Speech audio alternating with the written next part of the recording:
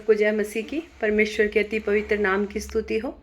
मैं खुदा का धन्यवाद करती हूँ। परमेश्वर ने मेरे जीवन में फिर से एक बार और सुंदर अवसर दिया कि मैं आप लोगों के सन्मुख आ पाई। मैं खुदा का धन्यवाद करती हूँ। परमेश्वर ने जीवितों की दुनिया में हमें जीवित रखा। मैं खुदा का धन्यवाद करती हूँ और मैं आशा करती हूँ ये वचन आपके जीवन में एक बढ़ोतरी का कारण बन रहे हैं, एक आत्मिक बढ़ोतरी का। और जो लोग परमेश्वर से पीछे हट गए उन लोगों के लिए ये वचन एक आशीष का कारण बन रहे हैं। और मैं धन्यवाद करती हूँ कि परमेश्वर की आत्मा मुझ में से होकर आपसे बात करती है। मैं खुदा का धन्यवाद करती हूँ। और जितने लोग इन वचनों को सुनते हैं, परमेश्वर का काम उनके जीवन में प्रकट होने के लिए मैं प्रार्थना करती हूँ। और मैं आशा करती हूँ कि हमारे आस पास बहुत से निराशा में पड़े हुए लोग हैं, जिनके पास कोई आशा नहीं, जो कष्ट और कलेशों में पड़े हैं। आप लोग सब उनके साथ इस वीडियो को शेयर करें, ताकि जो आनंद और जो उत्साह, एक शांति हम लोगों ने परमेश्वर से पाई है, वो शांति परमेश्वर उनके जीवन में भी दे, एक आशा दे उनके जीवन में। हालेलुया। हमारा ये दायित्व है कि हम ऐसे पापों में पड़े हुए लोगों के लिए, कीचड़ में पड़े हुए लोगों के लिए एक आशीष का कारण बने। क्योंकि जहाँ जहाँ परमेश्वर के लोग होते हैं, जिस जिस जगह परमेश्वर के लोग खड़े होते हैं, वहाँ के आसपास की परिस्थिति बदल जाती है। क्योंकि जहाँ हम खड़े होते हैं वहाँ यीशु मसीह का अद्भुत काम प्रकट होता है। इसीलिए अपने जीवन को इंसान को प्रसन्न करने के लिए नहीं, परंतु उस परमेश्वर को प्रसन्न करने वाले बनाओ। चाहे हम किसी अस्पताल में रहें, चाहे हम किसी भी जगह अपने काम के स्थान पर रहें, चाहे हम सफ़र करते हों, चाहे हम किसी के घर जाएं, तो भी हमारे जीवन से सदा परमेश्वर के नाम की महिमा हो। आसपास के लोग यदि हमें देखें तो वो हमें दूसरों से भिन्न जाने। उनके मन में एक सवाल आए कि ये लोग दूसरों जैसे नहीं हैं, कुछ हमारे अंदर अलग। परमेश्वर की शांति, परमेश्वर की एक ज्योति, परमेश्वर का एक नूर हमारे अंदर होना बहुत ज़रूरी है। क्योंकि वचन कहता है जहाँ जहाँ मेरे लोग खड़े होते हैं वो जगह भी आशीषों से भर जाती है। इसीलिए हम लोगों का ये कर्तव्य है, और परमेश्वर ने आपके और मेरे जीवन में ये बोझ डाला है कि जो आनंद परमेश्वर ने हमारे जीवन में दिया, उस आनंद को हम बांटें। अपने घर में अपना किवाड़ बंद करके, केवल अपने लिए नहीं, परंतु उसे जैसे परमेश्वर ने हमें सेंत में दिया, उसी प्रकार हम भी सेंत में बांटें। जितना हम बांटेंगे उतना हमारा कटोरा भरता जाएगा। जितना हम देंगे उतना हमें परमेश्वर और भरता जाएगा, अपनी आशीषों से, अपनी आत्मा से, अपने आनंद से। इसीलिए हर एक मनुष्य का कर्तव्य है कि यदि हमारे आसपास कोई भी निराशा में है तो हम उसके लिए खड़े हों। हम अगर उसके लिए कुछ भी कर सकते हैं तो हमें वो करना है। ये वचन, ये वीडियो आप बहुत से लोगों को भेजिए, ताकि उनके जीवन में भी परमेश्वर का काम हो। हम नहीं जानते कौन सा वचन किसके जीवन में कब काम कर जाए। यदि हमारे ज़रिए कोई एक भी प्रभु में आता है, किसी एक का भी जीवन में बदलता है, तो परमेश्वर के स्वर्ग राज्य में उसका एक बड़ा प्रतिफल है। क्योंकि हमने एक कीचड़ में घसे हुए लोग, धंसे हुए लोगों को हमने परमेश्वर के वचन देकर उसे खड़ा किया। इसका आपके और मेरे जीवन में एक बहुत बड़ा प्रतिफल है। इसीलिए इस कर्तव्य को समझते हुए हम आगे बढ़ें। और हम, परमेश्वर ने कहा है सबसे प्रेम कर। जो हमारे खिलाफ हैं हमें उनसे भी प्रेम करना है।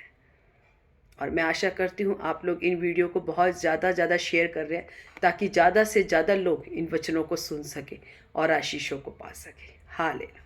धन्यवाद करती हूँ। आइए हम एक छोटा सा सुंदर सा गीत गाकर सर्वशक्तिमान परमेश्वर की आराधना करें। उससे पहले हम एक छोटी सी प्रार्थना करें। आइए हम सरों को झुकाएं और परमेश्वर के आगे प्रार्थना करें। हालेलुया। धन्यवाद यीशु प्रभु, धन्यवाद सामर्थी पिता परमेश्वर। हालेलुया।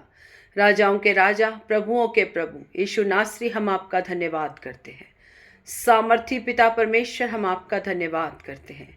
धन्यवाद करते हैं खुदा, तेरे किए गए भलाइयों के लिए, उपकारों के लिए, तेरी दया के लिए, तेरी कृपा के लिए हम धन्यवाद करते हैं।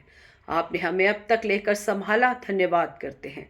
अपनी आंखों की पुतली के समान खुदा आपने हमें सुरक्षा दी। हम धन्यवाद करते हैं। हमारी तमाम ज़रूरतों को आपने अपने उस स्वर्गीय भंडार से पूरा किया। हम आपका धन्यवाद करते हैं। जितने लोग इन वचनों को सुनते हैं उन सबके जीवन में ये वचन बहुतायत से एक आशीष का कारण होने के लिए खुदा हम प्रार्थना करते हैं। जितने लोग हमारे बीच में बीमारी की अवस्था में हैं, जितने लोग डिप्रेशन में हैं, उन सब के लिए प्रार्थना करती हूँ परमेश्वर। आपने पिता कांटों के ताज को पहना खुदा, ताकि हम लोग डिप्रेशन से आज़ाद हो सके खुदा। आपने पिता कोड़े खाए ताकि हम लोग चंगे हो जाएं पिता परमेश्वर। ये वचन भेजकर खुदा हर एक बीमार यीशु के नाम से चंगाई की हम घोषणा करते हैं पिता परमेश्वर। हर एक डिप्रेशन यीशु के नाम से दूर होने के लिए हम प्रार्थना करते हैं। हर एक जन तुझ में नया बल शक्ति सामर्थ पाने के लिए हम प्रार्थना करते हैं। हर एक निर्बल कहे मैं बलवान हूँ, मैं सामर्थ्य हूँ। अपने मुंह से पिता कभी भी गिरावट नहीं परंतु ऊंचे बढ़ने के लिए बोले पिता परमेश्वर, क्योंकि आपने हमें सामर्थ दी है पिता परमेश्वर। हम आपका धन्यवाद करते हैं। आगे के समय में अपने जीवन को सब कुछ तेरे हाथों में समर्पण करते हैं। आपने प्रार्थना सुनी, धन्यवाद। यीशु नासरी के मीठे सामर्थी जीवित नाम से मांगती हूँ, आमीन आमीन आमीन। सबको जय मसीह की। परमेश्वर के अति पवित्र नाम की स्तुति हो। आइए हम छोटा सा गीत गाकर उस परमेश्वर की आराधना करें। हालेलुया। ना देख सका हमको तू पाप के सागर में, और बन के मनुष्य आया आकाश से सागर में। मुक्ति का तू दाता है, दुनिया को बताएंगे, है यीशु महान अपना। ये गीत सुनाएंगे, आवाज उठाएंगे, हम साज बजाएंगे, है यीशु महान अपना। ये गीत सुनाएंगे। दिल तेरा खजाना है, एक पाक मोहब्बत का, था पा न सका कोई, सागर है तू उल्फत का। दिल तेरा खजाना है, एक पाक मोहब्बत का, था पा न सका कोई, सागर है तू उल्फत का। हम तेरी मोहब्बत से दिल अपना सजाएंगे, है यीशु महान अपना। ये गीत सुनाएंगे, आवाज उठाएंगे, हम साज बजाएंगे, है यीशु महान अपना। ये गीत सुनाएंगे, आवाज उठाएंगे। आमीन। धन्यवाद यीशु, धन्यवाद परमेश्वर। Thank you Jesus. हालेलुया। धन्यवाद यीशु, धन्यवाद यीशु, धन्यवाद पिता परमेश्वर। अपने जीवन को तेरे हाथों में समर्पण करते हैं खुदा। वचन की सेवकाई को आपके हाथों में सौंपते हैं। मुख मेरा हो खुदा, तेरी आत्मा मुझ में होकर कार्य करे। जितने लोग इन वचनों को सुनते हैं उनके जीवन में तेरा वचन बहुतायत से एक आशीष का कारण बने। सबके हृदय को ग्रहणशील बना खुदा, ताकि जो भी वचन बोया जाए उनके हृदय की पट्टियों पर लिखा जाए, उस उपजाऊ भूमि पर गिरने पाए परमेश्वर, और फलों को लाने वाला बने। सचमुच पिता परमेश्वर, आपने हमें भेजा ताकि हम फलों को लेके आए खुदा।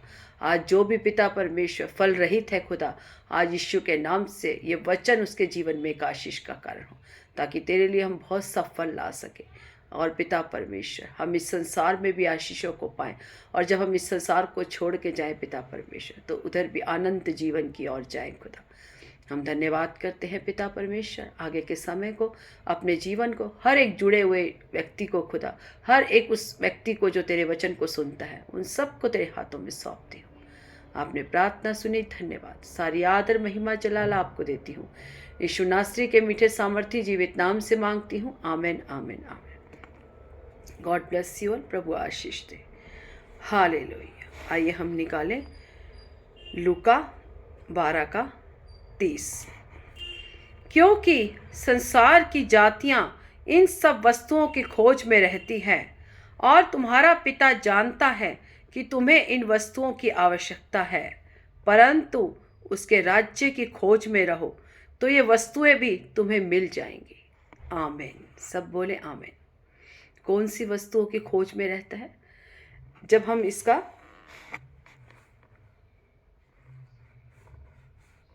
22 से पढ़ते हैं, फिर उसने अपने चेलों से कहा, इसीलिए मैं तुमसे कहता हूँ, अपने प्राण की चिंता ना करो कि हम क्या खाएंगे, ना अपने शरीर की क्या पहनेंगे, क्योंकि भोजन से प्राण और वस्त्र से शरीर बढ़कर है। गौओं पर ध्यान दो, वे ना बोते हैं ना काटते हैं, ना उनके भंडार और ना उनके खत्ते होते हैं, तो भी परमेश्वर उन्हें पालता है। आज हम किस चिंता में लगे हैं कि हम अपने फ्यूचर को देखते हैं, फ्यूचर की चिंता करते हैं कि हम आगे कैसे खाएंगे, हमारे बच्चे कैसे बढ़ेंगे, हम कैसे आगे चलेंगे। लेकिन आज परमेश्वर का वचन कहता है कि आकाश के पक्षियों को देखो, ना वो बोते हैं, ना वो काटते हैं, ना वो खत्तों में बटोरते हैं।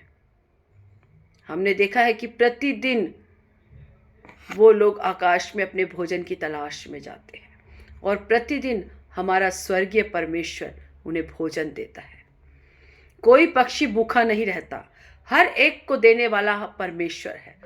हम किसी को देने वाले नहीं, केवल परमेश्वर। वो कहता है, ना तो वो बोते हैं ना काटते हैं, ना ही अपने खत्तों में बटोरते हैं, तो भी तुम्हारा स्वर्गीय पिता, किसको कहा है? आपको और मुझे, हमारा स्वर्गीय पिता। पक्षियों का स्वर्गीय पिता तो नहीं बोला, किसी और का स्वर्गीय पिता तो नहीं बोला, पेड़ पौधों का स्वर्गीय पिता तो नहीं बोला। आपको और मुझे परमेश्वर का वचन कहता है कि हमारा स्वर्गीय पिता उन्हें प्रतिदिन भोजन देता है और उन्हें चलाता है।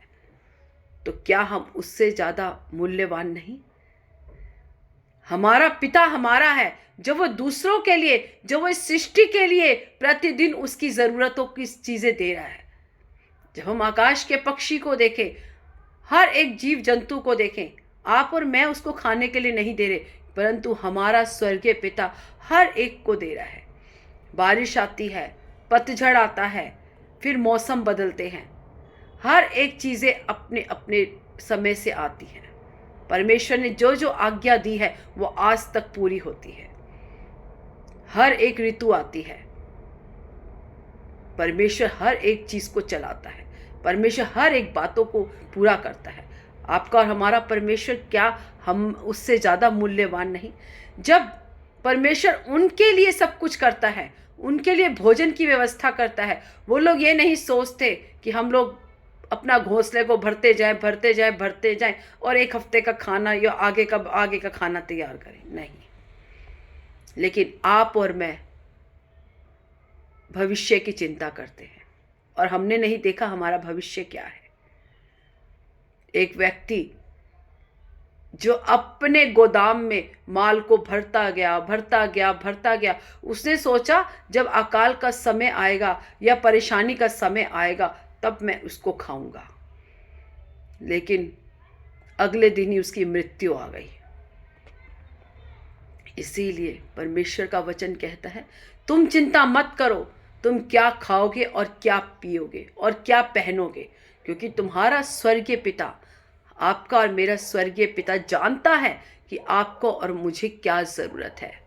क्योंकि संसार के लोग भी इन्हीं बातों के पीछे लगे रहते हैं, सारा दिन कमाने के पीछे, उठना बैठना, इधर उधर भागना। और परमेश्वर को भूलकर केवल उस उधेड़ बुन में अपने जीवन को जीते हैं और उस चिंताओं में कि आगे हमारा भविष्य क्या होगा, हमारे बच्चे कैसे आगे बढ़ेंगे, हम क्या पहनेंगे, हम कैसे उसकी पढ़ाइयों को पूरे करेंगे। क्योंकि परमेश्वर का वचन कहता है, क्योंकि संसार की जातियां इन सब वस्तुओं की खोज में रहती है। संसार की जातियां, जो परमेश्वर पर भरोसा रखते हैं वो नहीं, संसार अन्य लोग इसी खोज में लगे रहते हैं कि हम क्या खाएंगे, क्या पिएंगे, कैसे आगे बढ़ेंगे, कैसे अपने मकान को बनाएंगे, कैसे अपने बिजनेस को खड़ा करेंगे, कैसे हमारे बच्चों का भविष्य होगा। वो सब इसी चिंता में रहती है। लेकिन परमेश्वर की आत्मा कहती है कि हम सिर्फ उसके धर्म और राज्य की खोज करें। हमें चिंता करने की जरूरत नहीं है कि आगे हमारे बच्चों का भविष्य क्या होगा और हमारा भविष्य क्या होगा। क्योंकि जब हमारा परमेश्वर, वो स्वर्ग का पिता, जब पक्षियों को समय समय पर खाना देता है, कोई पक्षी भूखा नहीं रहता, कोई पक्षी भूख से नहीं मरता, कोई जानवर भूख से नहीं मरता, लेकिन हमारा स्वर्गीय पिता हर एक को समय समय पर खाना देता है। तो क्या आप और मैं उससे ज्यादा बहुमूल्य नहीं? हम क्यों चिंता करते हैं हम आगे कैसे बढ़ेंगे, क्या होगा? केवल परमेश्वर पर भरोसा रखें, क्योंकि इतने साल वही लेकर चलाया। आप अपनी मर्जी से नहीं चले, आप अपनी योग्यता से नहीं आपने बढ़े, आपने अपनी सामर्थ्य से कुछ नहीं पाया। केवल परमेश्वर ने आपको अब तक लेकर चलाया। जिसने अब तक आपको लेकर चलाया वो आगे भी ले जाने में सामर्थ्य परमेश्वर है। जिसने आपको बुलाया वो विश्वास योग्य परमेश्वर है। लेकिन हमारा काम है कि परमेश्वर के बलवंत हाथों में दीनता से बने रहना। जब हम दीनता से बने रहते हैं और भरोसा करते हैं कि परमेश्वर तू हमारा चलाने वाला है, यहोवा मेरा चरवाहा है, मुझे कुछ घटी नहीं होगी, वो मुझे हरी हरी चराइयों में चराता है, वो मुझे सुखदायक जल के झरने के पास लेके चलता है। जिस दिन यहोवा हमारा चरवाहा हो जाएगा हमें कोई घटी नहीं होगी। हम चिंता में लगे रहते हैं, हमारे बच्चों का भविष्य, हमारा भविष्य हम कैसे करेंगे। लेकिन परमेश्वर का वचन कहता है, जितनों ने परमेश्वर की ओर देखा वो कभी निराशा में नहीं गए, वो कभी लज्जित नहीं हुए, ना उनका मुंह कभी काला हुआ। इसीलिए कल की चिंता मत करो, कल अपनी चिंता खुद कर लेगा। आज की चिंता बहुत है।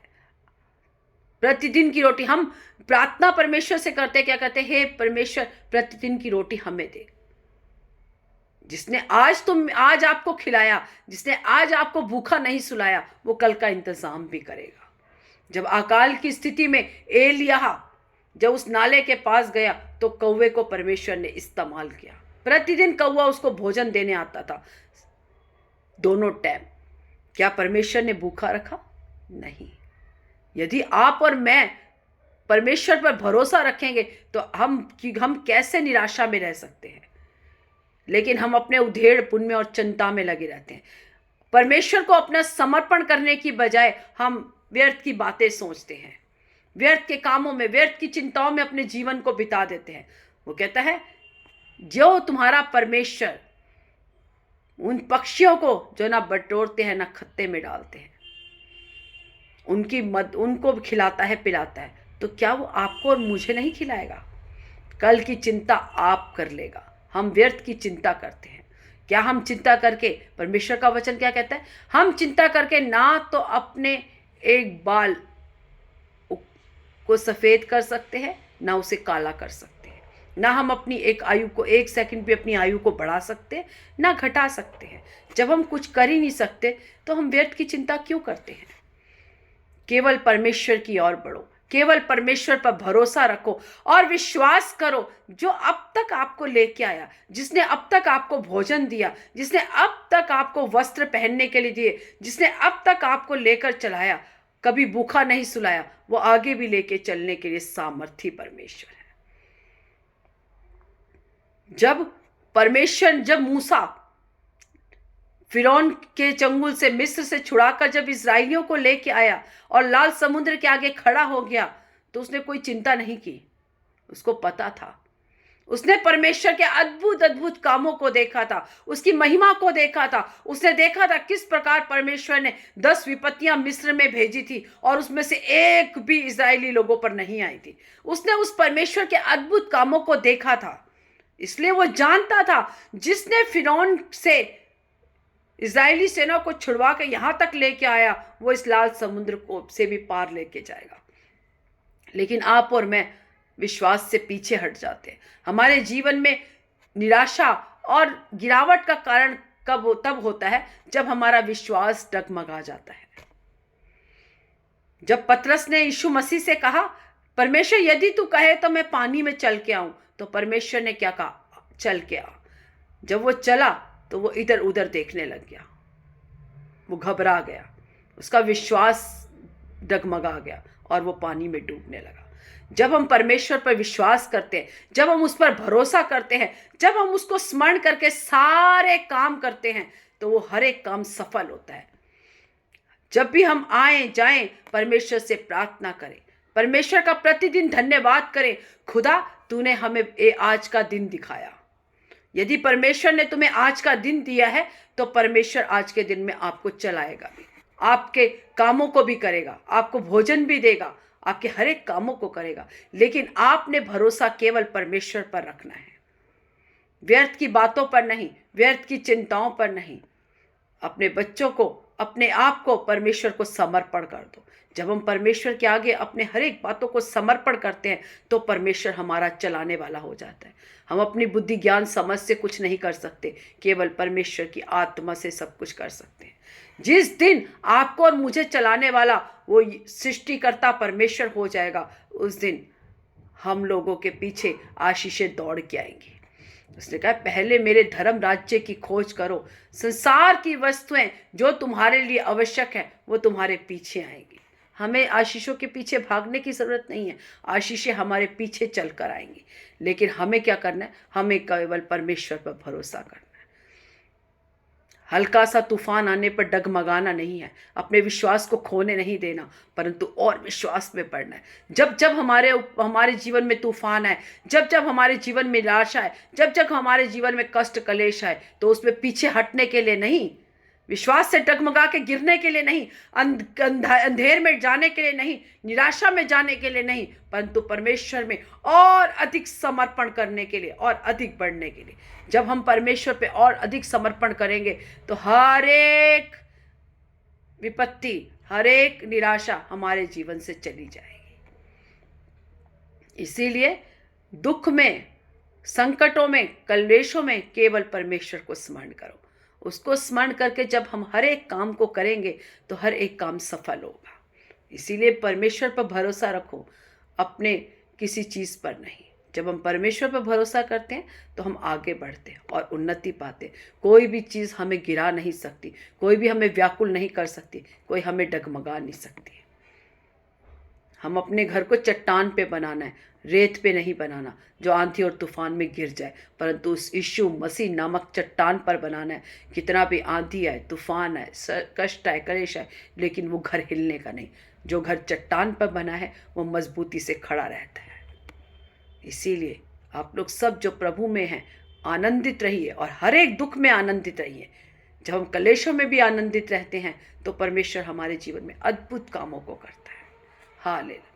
आइए हम सरों को झुकाएं और प्रार्थना करें। ये वचन आप सबके जीवन में बहुत ऐसे आशीष का कारण हो। हालेलुया। धन्यवाद यीशु, धन्यवाद सामर्थी पिता परमेश्वर। हालेलुया। धन्यवाद करती हूँ खुदा आज के वचन को पिता परमेश्वर, आप जो भी बोया गया खुदा, सबके जीवन में बहुत ऐसे आशीष का कारण होने के लिए खुदा हम प्रार्थना करते हैं। पिता परमेश्वर, व्यर्थ की चिंता, व्यर्थ का कूड़ा कबाड़ा हमारे जीवन से यीशु मसीह के नाम से निकलने के लिए खुदा हम प्रार्थना करते हैं। केवल हम तेरी खोज में लग जाए, तेरे पिता उस निशाने की ओर दौड़े जिस प्रकार पौलुस ने कहा, मैं उस निशाने की ओर दौड़ता हूँ। मैं ना दाएं देखता हूँ ना बाएं देखता हूँ। कोई भी निराशा हमें गिरा ना सके, कोई भी कष्ट कलेश हमें डगमगा ना सके।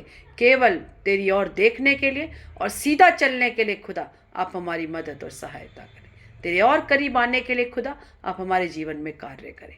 धन्यवाद करती हूँ, ये वचन तेरे लोगों के लिए एक आशीष का कारण हो। धन्यवाद करती हूँ खुदा हर एक लोगों को जितने इन वचनों को सुनते हैं, जितने लोग कमेंट्स में पिता, मैसेज में पिता प्रार्थना विषय देते हैं, हर एक प्रार्थना को आपके हाथों में समर्पण करती हूँ। धन्यवाद करती हूँ खुदा, आपने प्रार्थना सुनी। धन्यवाद। यीशु मसीह के मीठे सामर्थी जीवित नाम से मांगती हूँ। Amen, amen, amen. God bless you all. प्रभु आप सबको आशीष दे। आमेन।